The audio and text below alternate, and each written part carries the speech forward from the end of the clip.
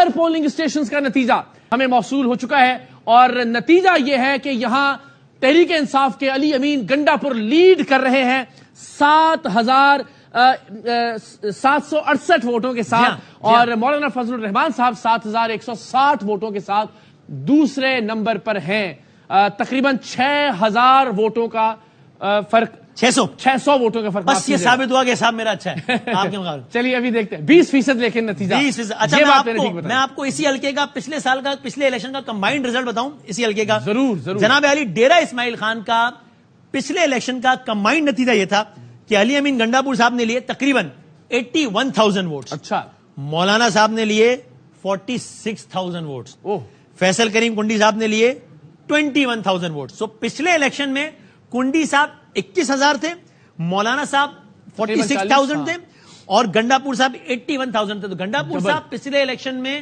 یہیں سے دونوں کو بری شکست دے چکے ہیں، ابھی بھی آگے ہیں لیکن کم ووٹ سے آگے ہیں۔ دیکھتے ہیں کہ مولانا صاحب کو کیا ایک بار پھر اپنے ہوم گراؤنڈ سے شکست کا سامنا کرنا پڑ سکتا ہے، نہیں ابھی 600-700 ووٹوں کا ہی فرق ہے، دیکھتے ہیں کہ آگے کیا ہوتا ہے۔ جناب اب ایک اور حلقہ جس میں صورتحال ذرا واضح ہونا شروع ہو گئی ہے، یہ ہے NA 109 جھنگ، جہاں پاکستان تحریک انصاف کے حمایت یافتہ شیخ وقاص اکرم لیڈ کر رہے ہیں 40 پولنگ اسٹیشنز کے نتائج کے مطابق 14,478 ووٹ لے کر۔